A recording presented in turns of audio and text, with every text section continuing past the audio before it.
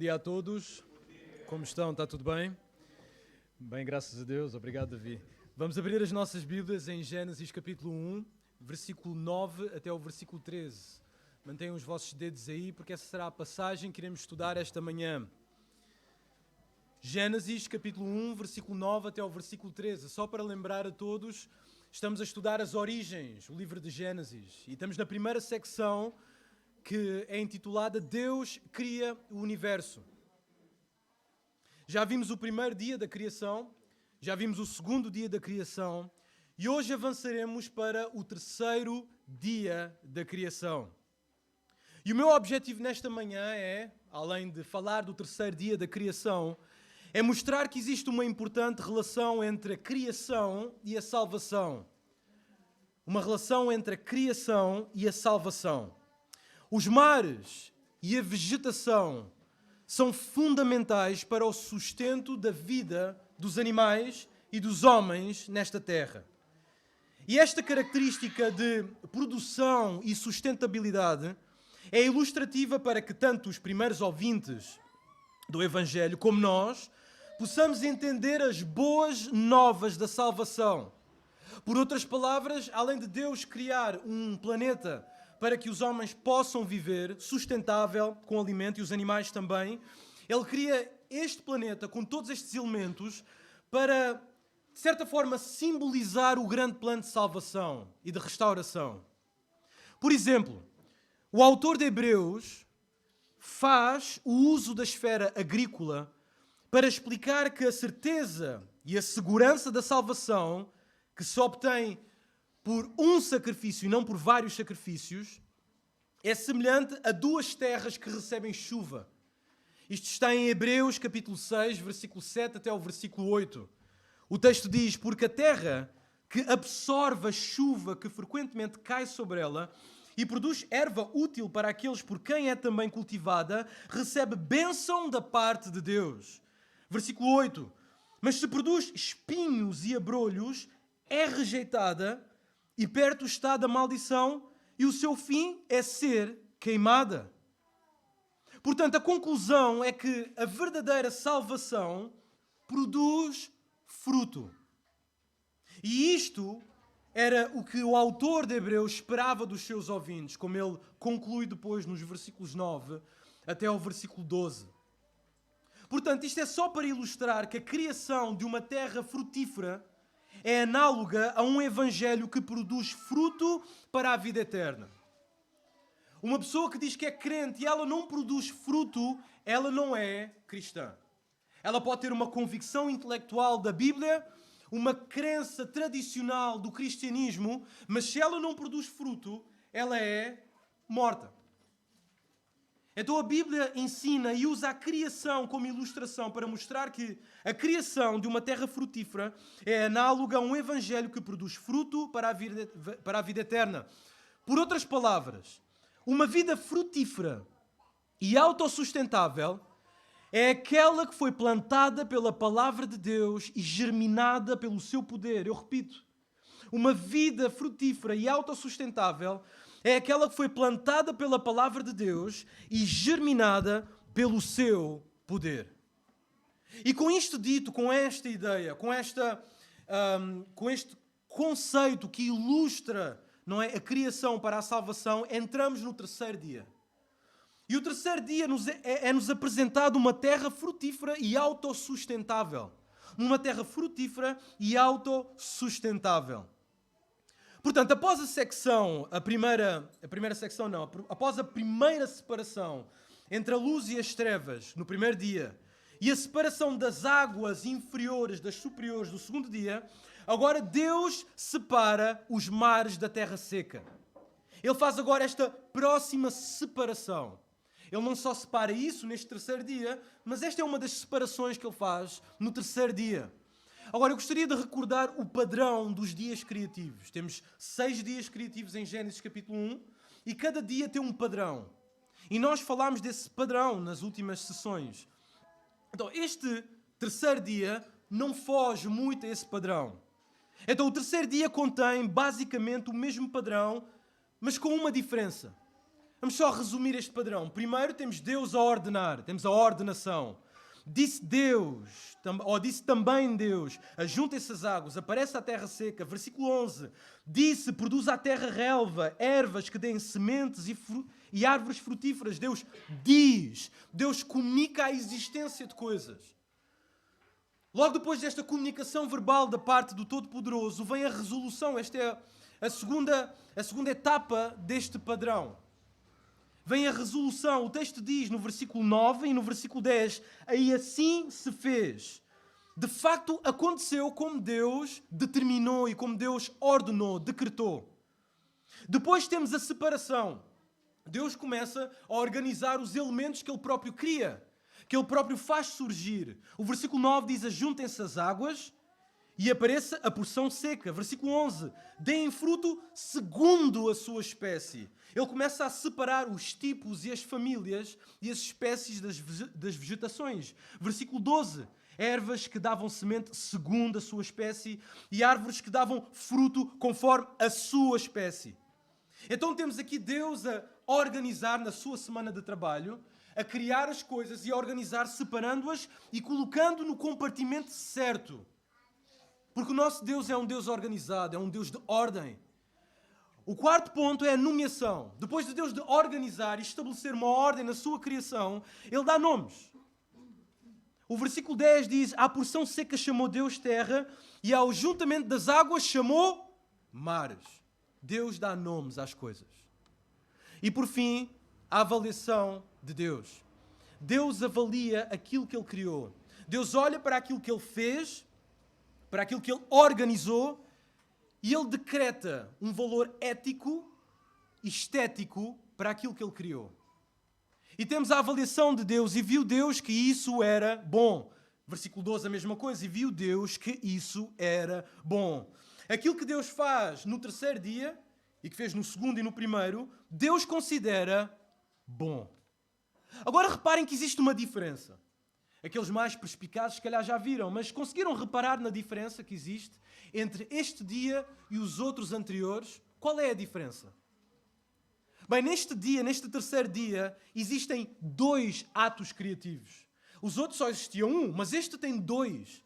Quais são? O surgimento da superfície terrestre e a criação da vegetação. Então temos estes 2 atos criativos no mesmo dia.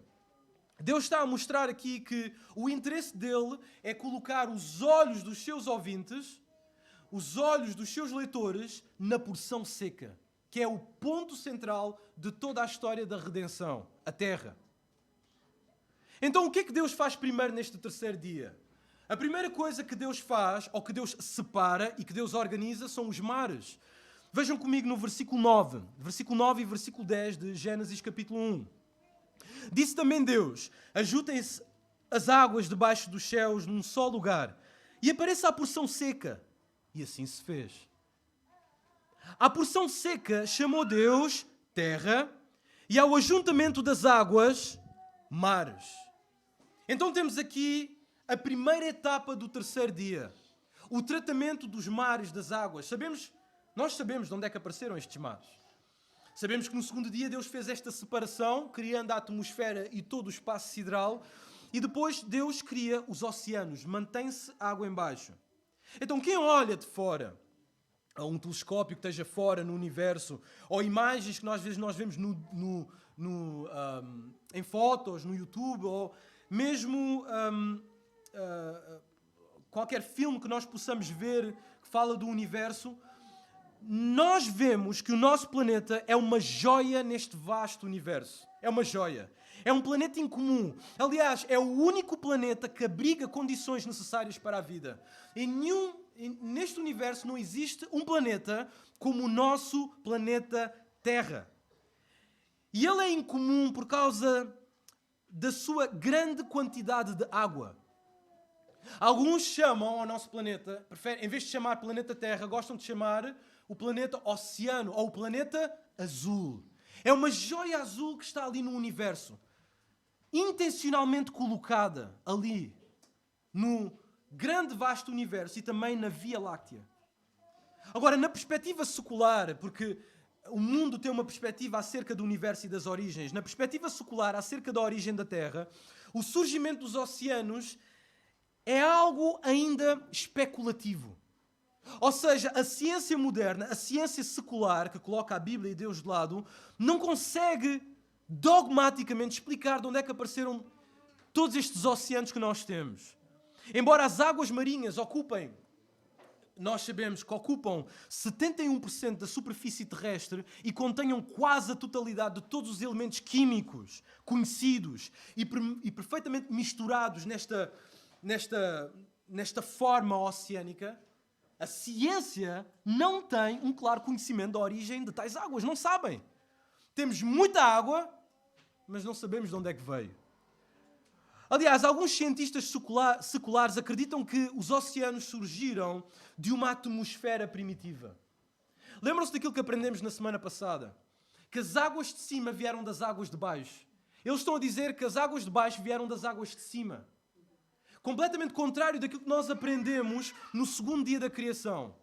Mas existe outro grupo de cientistas seculares, que acreditam que estas águas, estes oceanos, provêm da emanação de águas e gases que se encontram no interior da crosta terrestre.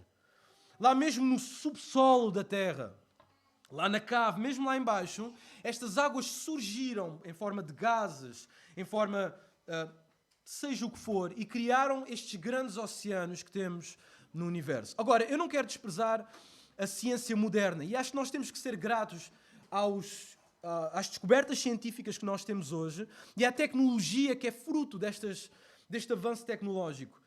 Mas eu creio que nós, como cristãos, podemos afirmar com toda a certeza como é que estes mares surgiram.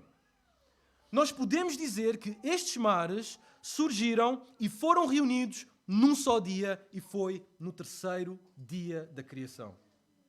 Nós vemos esta abundância, esta criatividade, esta fonte essencial para a vida, criada num dia pela palavra de Deus. Então, quando nós olhamos para as águas, quando olhamos para um copo de água, quando olhamos para um rio, quando olhamos para uma fonte, quando olhamos para um oceano, vemos que aquilo é essencial para a nossa vida, mas também vemos que aquilo é ilustrativo para algo maior.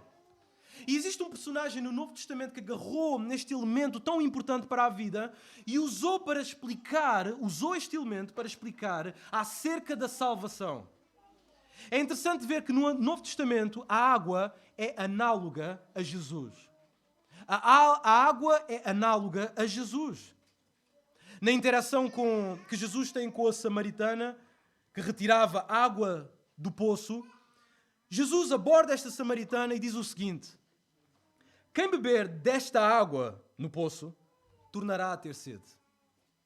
Versículo 14. Aquele, porém, que beber da água que eu lhe der, quem fala é Jesus, nunca mais terá sede.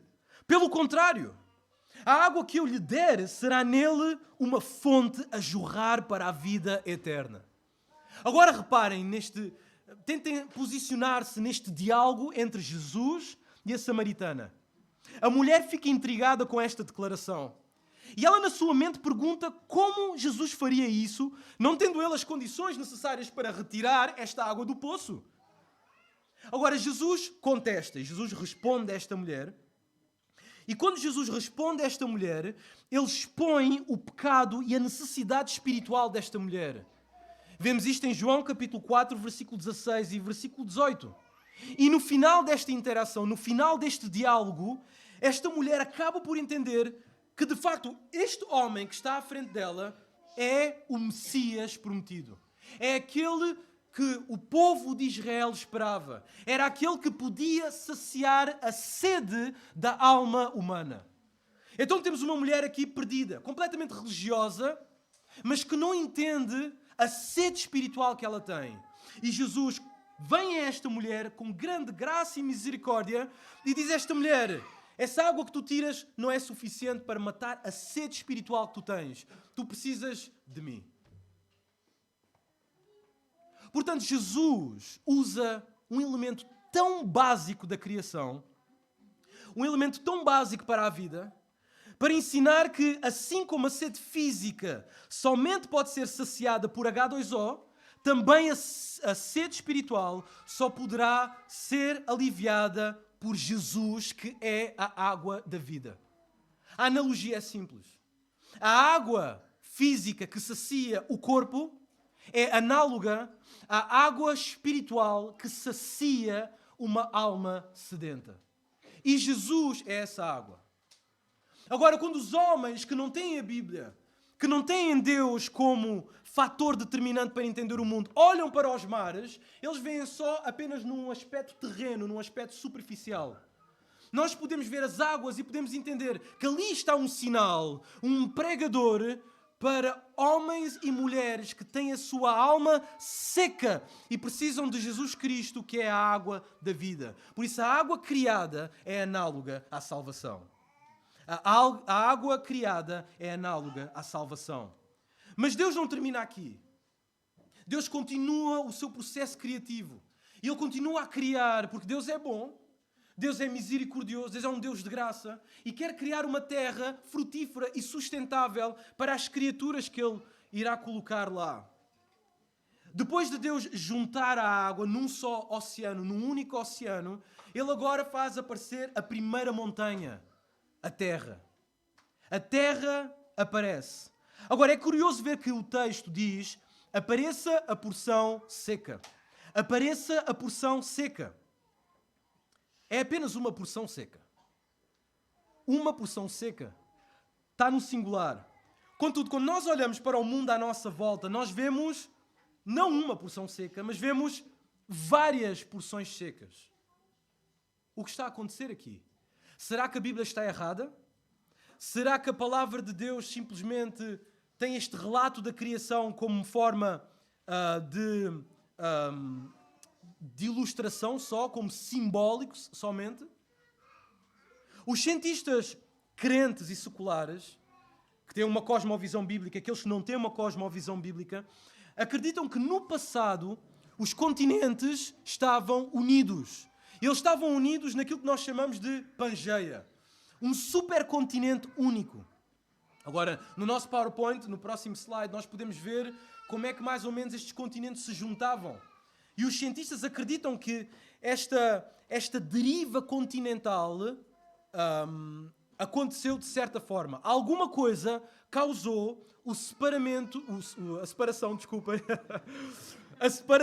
dos continentes.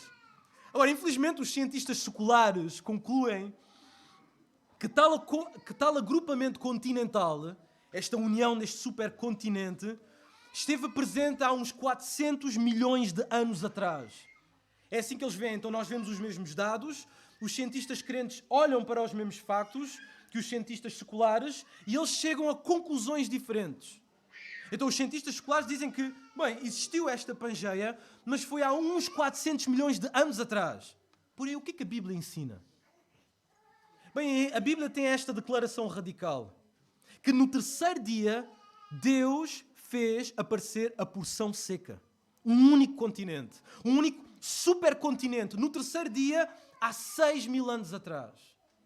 Nós não temos tempo para falar nisto, mas falaremos mais à frente. Os cientistas seculares e o mundo secular vê os factos e vê o mundo à sua volta com diferentes convicções e pressupostos. É por isso que eles interpretam à maneira que eles interpretam. Contudo, é necessário também acrescentar o seguinte, que a terra que nós temos hoje não é a mesma terra que Adão pisou. E mesmo Noé pisou. Esta terra é um pouco diferente daqueles tempos de outrora. Naquele tempo, no tempo de Adão, o planeta era perfeito. Mas hoje, nós temos uma terra literalmente quebrada. Temos fissuras em toda a crosta terrestre. Temos vulcões, temos sismos. Temos toda uma terra que parece que está ferida. E quando os cientistas seculares olham para esta terra, dizem: esta não é uma terra... Esta parece uma terra velha, não parece uma terra jovem. Não parece uma terra recém-criada. Então qual é a razão para isto? Porquê que nós temos uma terra quebrada hoje? A resposta é simples. O grande dilúvio. O grande dilúvio. O grande dilúvio deixou cicatrizes na nossa crosta terrestre que comprovam que Deus trouxe juízo sobre o mundo. E é um recordatório para todos os homens que o nosso Deus é justo e que Ele trará juízo sobre o pecado. Então Deus fraturou no dilúvio a grande Pangeia. É por isso que os continentes estão separados. Mas nós, mesmo vivendo numa terra quebrada, nós não precisamos de olhar para a terra quebrada sem esperança. O mundo olha para a terra quebrada e diz: esta terra vai acabar um dia. Tudo vai ser destruído. Vamos morrer com o vulcão, vamos morrer com o meteorito, vamos morrer com o aquecimento global. Vai haver qualquer coisa cataclísmica que irá acontecer neste planeta que vai acabar com a raça humana. A raça humana ficará extinta e não haverá esperança para os humanos. Contudo, a Bíblia ensina outra coisa. Nós olhamos para esta terra e vemos com esperança uma terra que virá depois. A nova terra. É interessante ver que no Novo Testamento a terra recém-emergida da criação é análoga à restauração de todas as coisas. Da mesma forma que vemos Deus na primeira semana a tirar, ou no terceiro dia, a tirar uma terra da água e a trazer uma nova terra, Ele fará o mesmo no final dos tempos. Ele fará exatamente a mesma coisa. Agora, eu gostaria de chamar um pouco a vossa atenção aqui, porque eu acho que este ponto é importante. A Bíblia contém 3 relatos de grandes eventos. 3 relatos de grandes eventos. O primeiro relato é o relato da criação, que está em Gênesis capítulo 1. O segundo relato, ou o segundo evento, é o dilúvio, que está em Gênesis capítulo 7, versículo 11 a 12. E o terceiro grande evento é o dia do juízo final. O dia do juízo ou a recriação, que está em Gênesis capítulo 3, está em 2 de Pedro capítulo 3, versículo 7 até o versículo 10. 2 de Pedro 3, 7 a 10. Agora, nestes 3 relatos, 2 elementos da criação são destacados. O primeiro elemento é a água e o segundo elemento é o fogo. O primeiro elemento é a água e o segundo elemento é o fogo. Ora, os 2 primeiros acontecimentos são de tal forma parecidos porque saem da água que o autor do Salmo 104 parece misturá-los numa poesia. Então o autor do Salmo 104, ele conhece estes 2 eventos, e ele parece que agarra estes 2 eventos e funda os 2 eventos e escreve esta poesia, Salmo 104, versículo 5 até o versículo 9. Diz assim o texto: lançaste os fundamentos da terra para que ela não vacile em tempo nenhum. Tomaste o abismo por vestuário e a cobriste. As águas ficaram acima das montanhas. À tua repreensão fugiram. Elevaram-se os montes, desceram os vales, até ao lugar que lhes havias preparado. Puseste as águas divisa que não ultrapassarão, para que não tornem a cobrir a terra. Então vemos aqui o salmista agarrar nestes 2 eventos, e ele olha para estes 2 eventos e coloca juntos, como se fossem similares estes 2 eventos. Como se Deus quisesse dizer alguma coisa com estes 2 eventos. Mas agora, o terceiro evento é diferente. É distinto. O terceiro evento é diferente dos outros por causa do elemento que é usado para trazer restauração e renovação à terra. O apóstolo Pedro, na sua carta, 2 a Pedro, capítulo 3, o apóstolo Pedro traça uma linha histórica, atravessando estes 3 grandes eventos e mostra como o mundo perfeito passa de caído para restaurado. Então Pedro traça uma linha de tempo e mostra como é que este mundo perfeito passa de caído para restaurado. Agora, no contexto, aqui Pedro, em 2 de Pedro, capítulo 3, Pedro está a responder a escarnecedores que, devido ao longo tempo passado, duvidam da vinda do Senhor, argumentando que tudo permanece igual.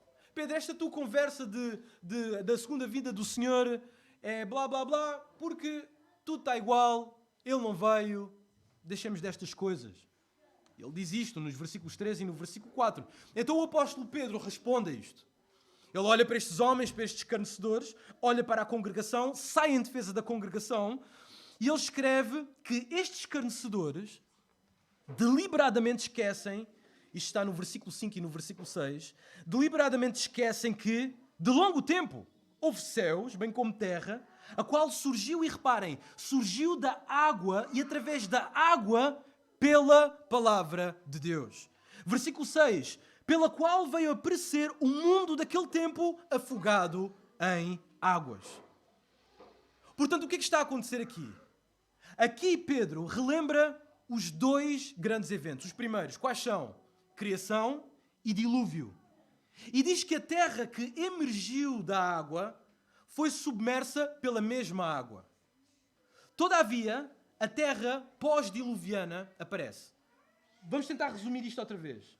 Temos a criação, água, terra submergida. Depois, na criação, água surge, terra baixa.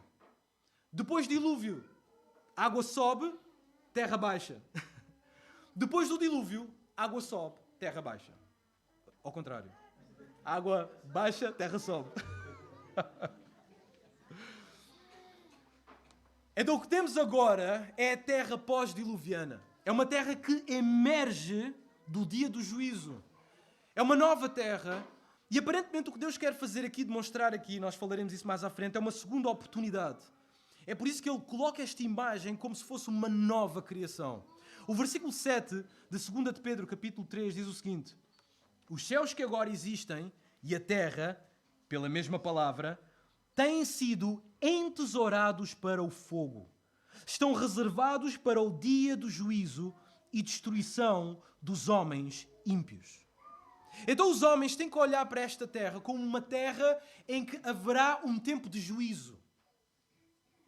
A terra da criação não foi criada, a terra da primeira semana não foi criada para juízo. A terra que veio depois da criação caída foi estruturada para juízo. A nova terra não será uma nova terra para juízo. Mostrando que os dias que vivemos hoje, a terra que vivemos hoje, o mundo que vivemos hoje está destinado para o dia do juízo. Este mundo não vai acabar de outra forma. Este mundo não vai acabar pelo aquecimento global. Este mundo vai acabar, será destruído pelo juízo. Esta é a nossa visão do futuro.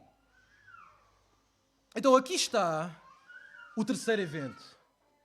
O terceiro evento fala da destruição de todas as coisas. E desta vez não é por água, é por fogo.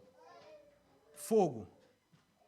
Portanto, Pedro declara que as coisas ainda não foram restauradas, Cristo ainda não veio, por uma razão muito simples. As coisas não foram restauradas novamente porque Deus quer que os homens se arrependam. Este mundo que agora vemos hoje é o cenário para que homens se arrependam. Devemos olhar para os desastres que acontecem neste mundo, para as tragédias que acontecem neste mundo, para as doenças que estão neste mundo, com um coração de arrependimento. A sociedade quer olhar com olhos de revolta, dizer, nós não merecemos. Mas Deus diz, este mundo pós-diluviano é como é para ser um símbolo para que os homens entendam o seu pecado e por merecerem o juízo. E porque merecem o juízo. Então este mundo está aqui, este mundo pós-dilúvio, é um mundo para que os homens se arrependam dos seus pecados. Consequentemente, aqueles que já se arrependeram e colocaram a sua fé em Jesus, sabem que o paraíso perdido em Gênesis irá voltar um dia. Por isso a nova terra, a promessa de uma nova terra. Por outras palavras, o que os autores da Bíblia querem fazer é que eles querem fazer os seus ouvintes ou os seus leitores querem que eles olhem para a criação. E olhem para a criação com esperança, pensando, aquilo que estava no passado e nós perdemos, será trazido de volta no futuro. E alguém que olha para o futuro pensa, como é que será a terra do futuro? Bom, ela tem que olhar para a terra da criação. Então existe esperança. Nós olhamos para esta terra, mas nós não olhamos para esta terra ou para este universo sem esperança. Nós sabemos que todas as coisas serão restauradas. Não haverá mais lágrima, não haverá mais doença, não haverá mais morte, haverá uma nova criação. Pedro diz isto. 2 de Pedro, capítulo 3, versículo 13. Nós, porém, segundo a sua promessa, a promessa de Deus, esperamos novos céus e a nova terra nas quais habita a justiça. Este mundo não tem justiça. Este mundo tem injustiça. Este mundo não tem santidade. Este mundo tem pecado. Este mundo não tem vida plena. Este mundo tem morte. Este mundo não é pleno em verdade. Este mundo está cheio de mentira. Este mundo não é incorruptível. Ele é corruptível. Nós precisamos de uma intervenção divina, de um Deus que traga justiça de volta e transforme o mundo caído. Mas mais importante, que Ele transforme as nossas vidas. Por isso, a nova terra é análoga à criação. A nova terra é análoga à criação. A nossa oração é: Deus, eu quero um mundo como o mundo que nós perdemos. Mas Deus, que é bom e rico em misericórdia, Ele não termina aqui. Ele traz a porção seca, mas nesta porção seca Ele traz vegetação.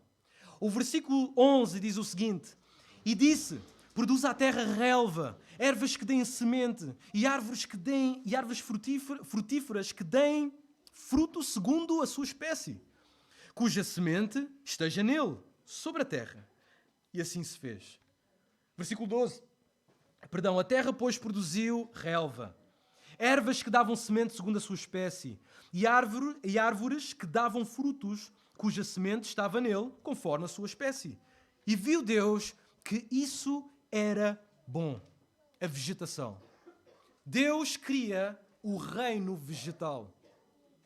Agora, esta seria uma parte da nossa pregação que o PAN gostaria muito. Não é? O Partido dos Verdes amaria esta parte da pregação, porque temos Deus a criar a vegetação. E criar com todo o amor e com toda a criatividade.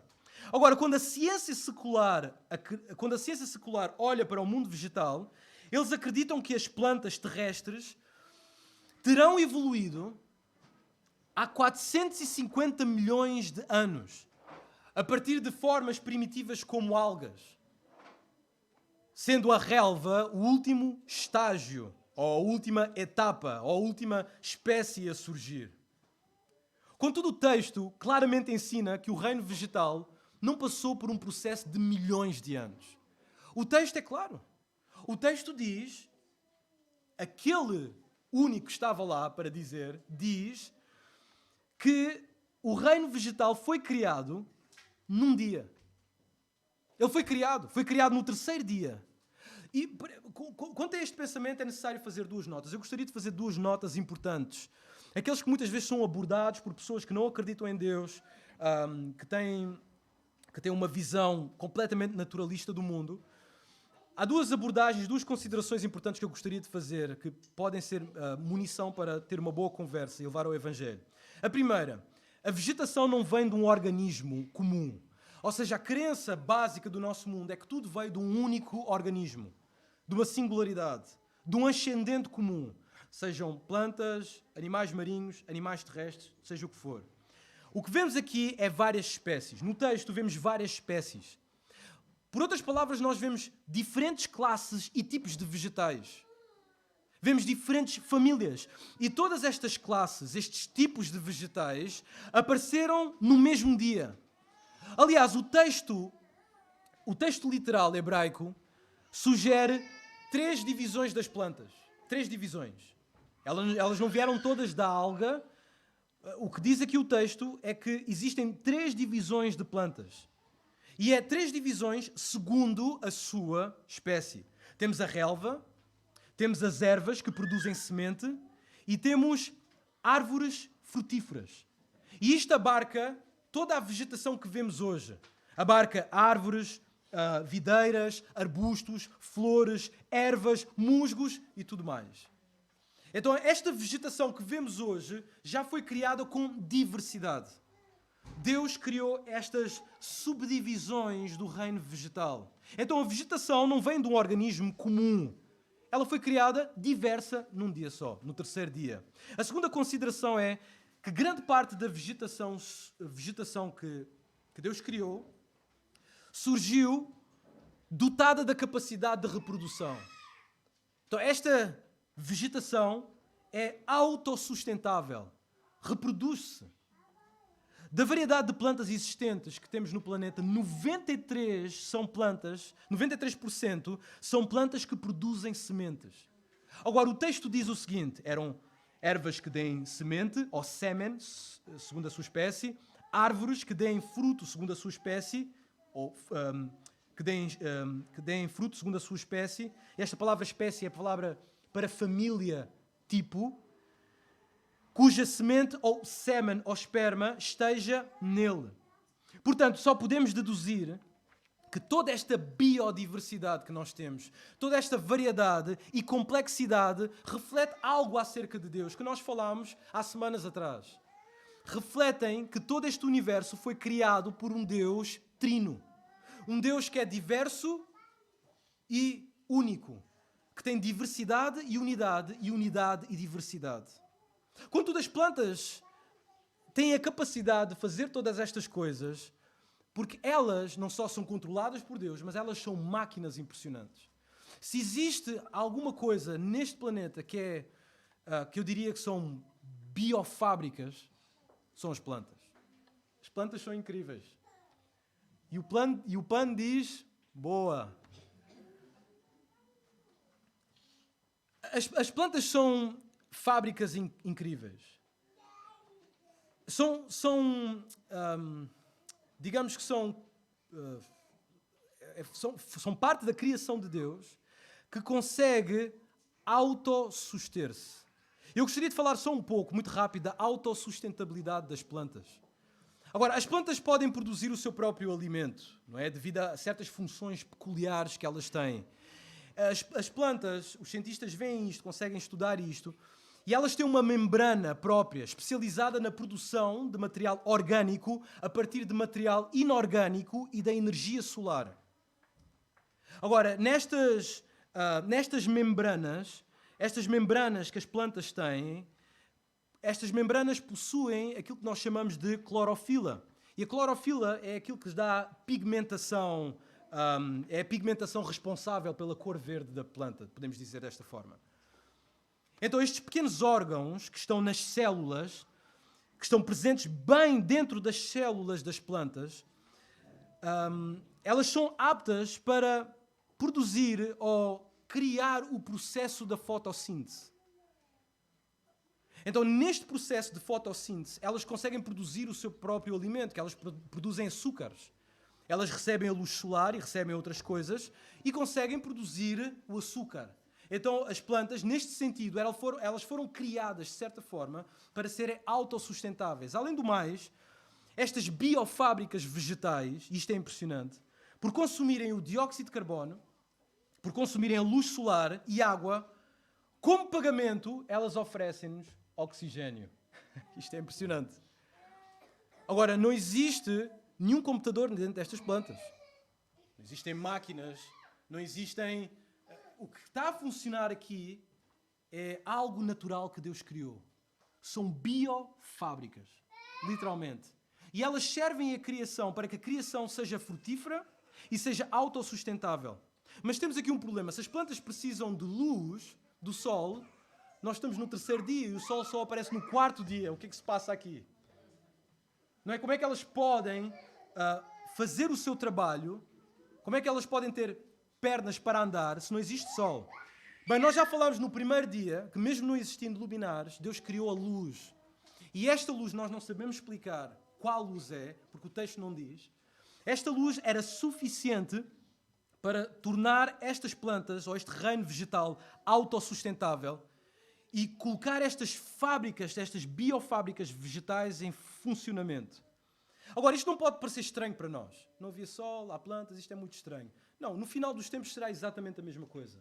Em Apocalipse, capítulo 22, versículo 1, versículo 2 e versículo 5, temos este relato, esta declaração. Apocalipse 22, 1, 2 e 5. Então me mostrou o rio da água da vida, que sai do trono de Deus e do Cordeiro. No meio da sua praça, de uma e outra margem do rio, está a árvore da vida, que produz 12 frutos. E as folhas da árvore são para a cura dos povos. Então já não haverá noite, Nem precisam eles de luz de candeia, nem da luz do sol, porque o Senhor Deus brilhará sobre eles. Então, provavelmente aqui no último estágio da história da humanidade, provavelmente não temos sol nem lua, mas temos vegetação e água. Como? Bem, o brilho vem da parte de Deus. Portanto, a vegetação que não dependia dos luminares, até então inexistentes, na semana da criação, só poderiam depender de Deus como a árvore da vida na cidade do final dos tempos. Então dá para entender isto. Agora reparem, quem está a ouvir esta história, os primeiros ouvintes que estão a ouvir esta história, e estão a ouvir Moisés a contar acerca das origens, eles estão no deserto, não há água nem vegetação. Não há nada. Eles estão a ouvir esta história, eles estão a ouvir que Deus criou tudo no terceiro dia. Portanto, para eles, naquele momento, o terceiro dia era uma ideia revolucionária para esta comunidade. Ora, Israel teve muito tempo num contexto pagão e, eventualmente, entraria também noutro contexto pagão. Entraria na terra dos cananeus. E esta terra dos cananeus estava infestada de idolatria. Eles acreditavam naquele ídolo chamado Baal. E Baal, a doutrina, ou seja, esta crença de Baal, estas pessoas acreditavam que Baal é que era a fonte da fertilidade da terra. Quando chovia, o que estava a descer sobre o terreno, sobre o solo, era o sêmen de Baal. E este sêmen era a semente que fertilizava a terra. Então este era o contexto que eles estavam para entrar. O que Deus está a dizer, o que Moisés está a dizer a Israel, é que eles tinham de aprender a confiar na providência divina. Tinham que confiar no mundo criado por Deus, um mundo frutífero e autossustentável, para que eles pudessem ter a sua vida numa nova terra. Mais do que o sol, mais do que as chuvas, a terra tornava-se frutífera e autossustentável pelo Deus Criador. Então isto era uma ideia completamente revolucionária para o povo de Israel. Agora, nós olhamos para este relato da vegetação e talvez amigos nossos ou descrentes possam olhar para este relato da vegetação e digam, para quê toda esta vegetação? Temos oxigênio, mas onde é que está a comida? Eles seriam só herbívoros aí na terra? Então e os tigres, que têm aqueles dentes enormes, aqueles dentes que rasgam carne, né? Aqueles caninos. O Tiranossauro Rex. Eu já vi o Jurassic Park e vejo como é que ele rasga os manos ali naquele filme. Aqueles dentes foram criados exatamente para isto. Então nós olhamos para esta vegetação e dizemos, onde é que está a comidinha boa? Para que é que foi criada esta vegetação? Então o Gênesis capítulo 1, versículo 29 e versículo 30 responde a esta pergunta. Dá-nos o propósito da vegetação. O texto diz, e disse Deus ainda, eis que vos tenho dado todas as ervas e todas as árvores, isso vos será para mantimento.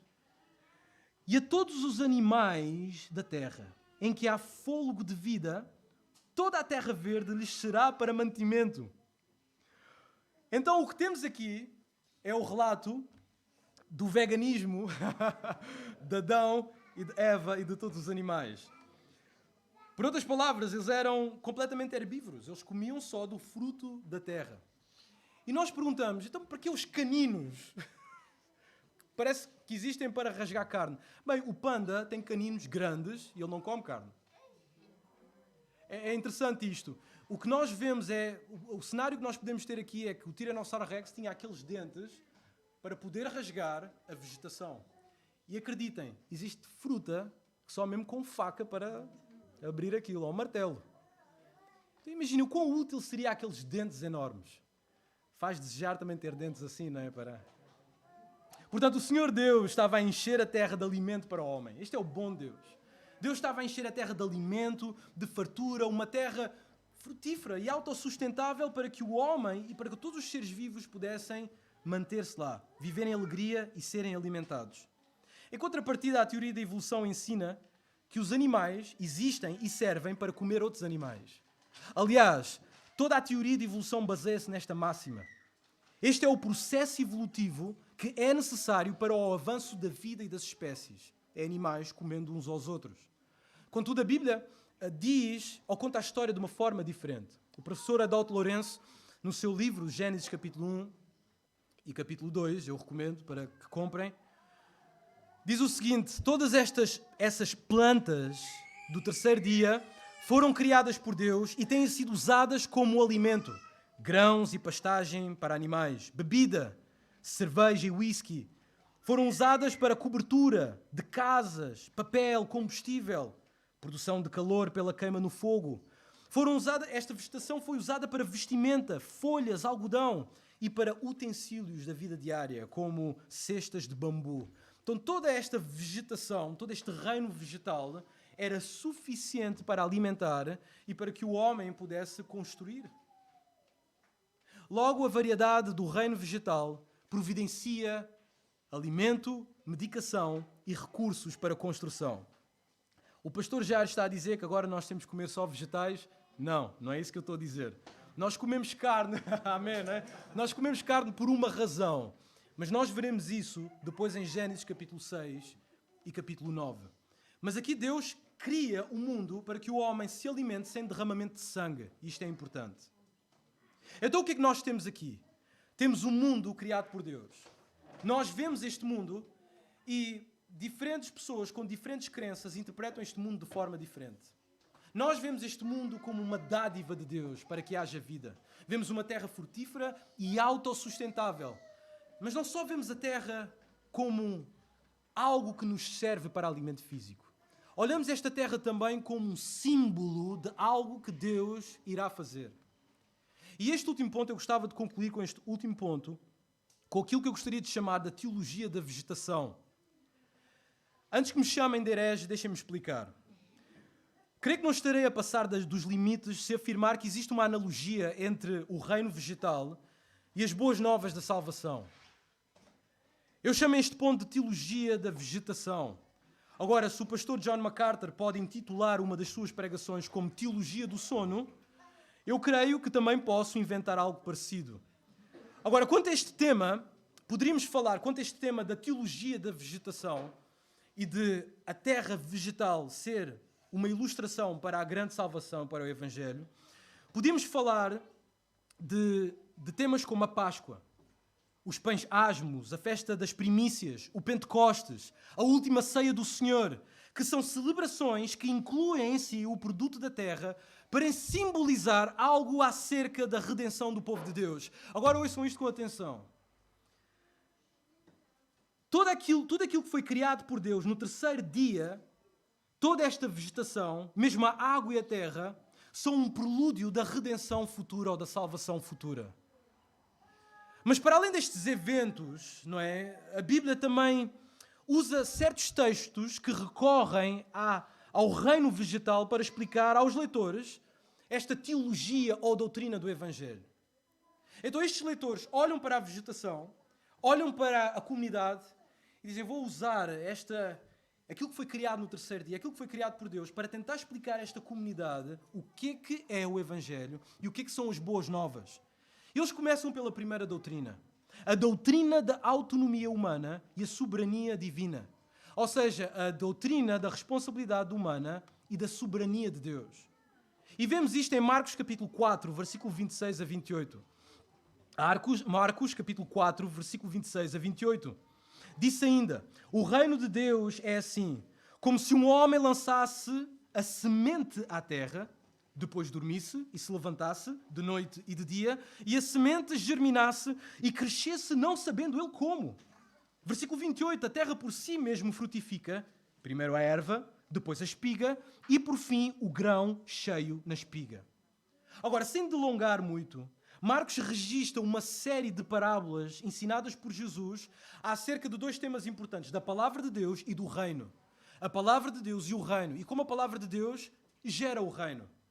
Vemos isto em todo o capítulo, no capítulo 4, versículo 1 até ao versículo 34. Agora, nesta parábola em particular, o autor faz uma analogia entre o complexo e autónomo processo de germinação, que é guiado por Deus, e a exposição da palavra de um pregador autónomo a um ouvinte com liberdade de escolha, numa interação que também é controlada por Deus. Então vemos o processo de germinação que acontece de forma autónoma, a terra e a semente, mas que é controlado por Deus. E por outro lado, vemos a comunicação, aquilo que eu estou a fazer hoje aqui, e vocês estarem a ouvir, e cada um de nós somos autónomos, mas Deus mesmo assim controla esta interação. Então qual é a conclusão aqui?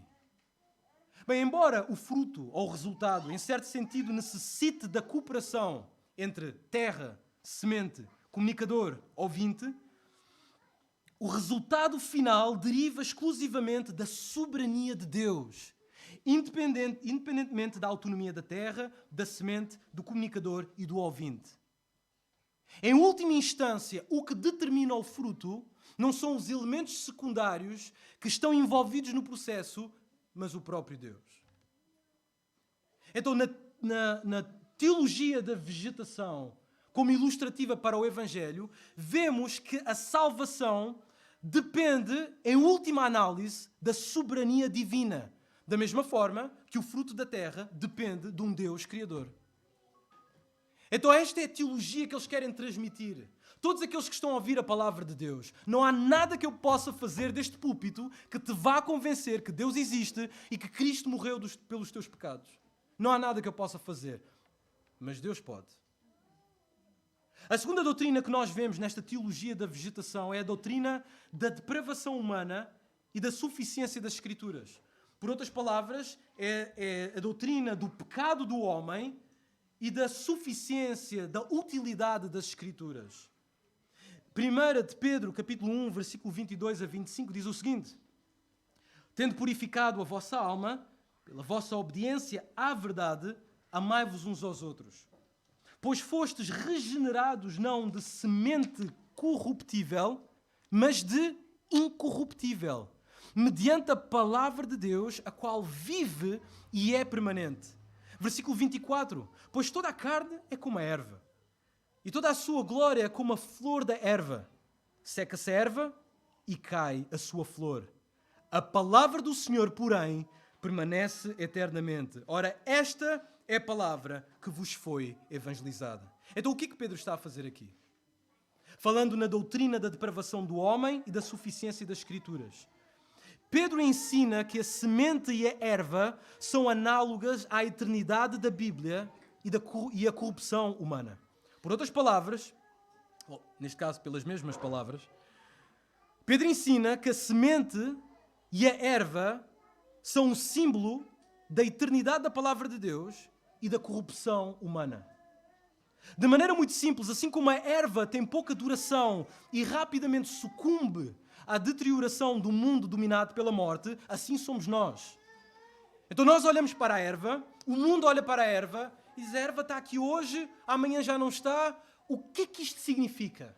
Isto é um símbolo para mostrar que nós somos finitos e que a morte um dia baterá à nossa porta. Nós somos frágeis, finitos, como a erva que nasce hoje e morre amanhã. Esta é a analogia. Em contrapartida, a palavra de Deus é uma semente incorruptível. Se existe alguma coisa que permanece em todo este universo, não somos nós, nem o universo, é a palavra de Deus. A palavra de Deus é uma semente incorruptível, ou seja, a palavra de Deus é eterna, permanece para sempre. E além de ser eterna, ela produz vida a todo aquele que ouve esta palavra com fé. Logo, mesmo que o corpo decaia como a relva, a semente que está no coração daquele que crê, que é a palavra, permanece para sempre.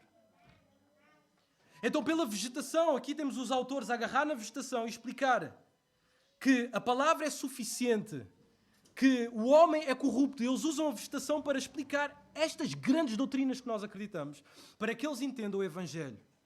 Mas não termina por aqui. Os autores do Novo Testamento colocam mais uma doutrina para explicar esta teologia da vegetação. E a última doutrina é a doutrina da conservação dos que foram salvos. Tantos acreditam que uma vez salvo não é salvo para sempre. Eu posso perder a minha salvação. Tu não sabes o que eu fiz na semana passada, Jair. Deus não pode perdoar outra vez. Eu tenho que crer outra vez. Mas a Bíblia ensina que, uma vez salvo, verdadeiramente salvo, é salvo para sempre.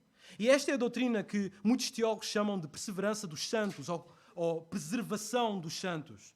Vemos isto em 1 de João, capítulo 3, versículo 8 a 9. 1 João 3, 8 a 9. E agora João usa o cenário agrícola também para explicar esta grande doutrina.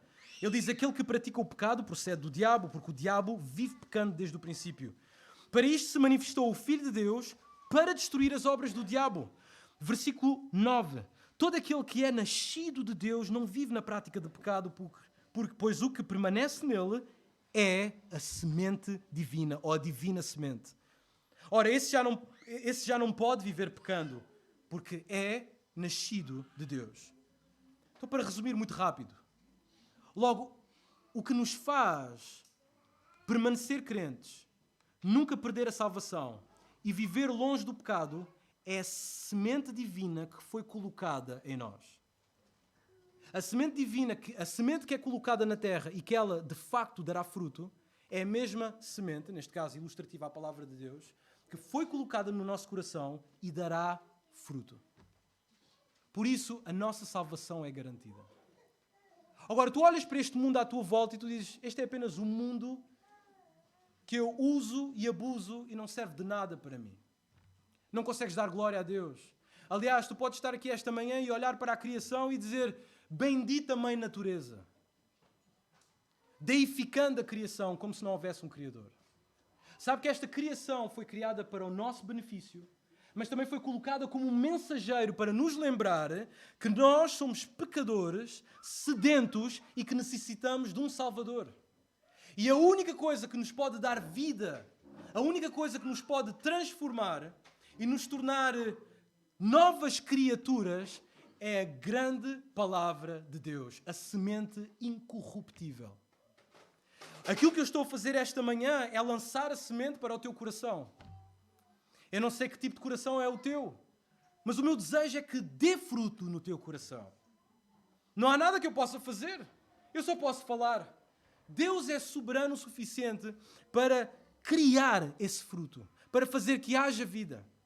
Por isso, tu ouves esta mensagem e estás convicto no teu coração que és pecador e que estás afastado de Deus e que precisas de um Salvador, que tens uma sede espiritual que não pode ser saciada por nada. Se tu tens esta convicção, não saias hoje daqui sem colocar a tua confiança em Jesus Cristo.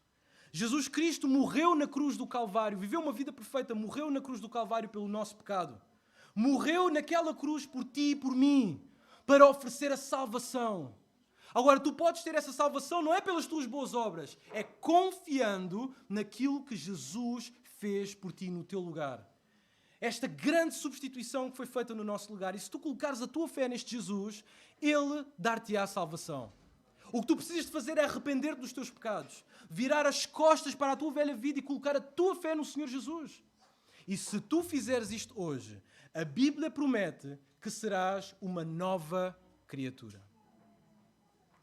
Portanto, uma vida frutífera e autossustentável é aquela que foi plantada pela palavra de Deus e germinada pelo seu poder. Senhor Deus, obrigado pela tua maravilhosa palavra. Obrigado pela tua graça sobre as nossas vidas e peço, Senhor, que não deixes alguém aqui que provavelmente está com forte convicção de pecado sair sem tomar uma decisão diante do teu filho. Senhor, abre o coração desta pessoa, abre a mente desta pessoa para que ela procure alguém aqui da congregação e pergunte: o que é que eu tenho que fazer para ser salvo? E, Senhor, agradecemos pela tua semente, a tua palavra. Ela realmente é uma semente pela qual nós não temos controle. Nós só podemos atirar a semente e dormir. E esperar que o fruto venha conforme a tua vontade. Obrigado pela tua maravilhosa palavra. Nós agradecemos. Em nome de Jesus. Amém. Irmãos, eu desejo uma boa semana para todos. Que Deus vos abençoe.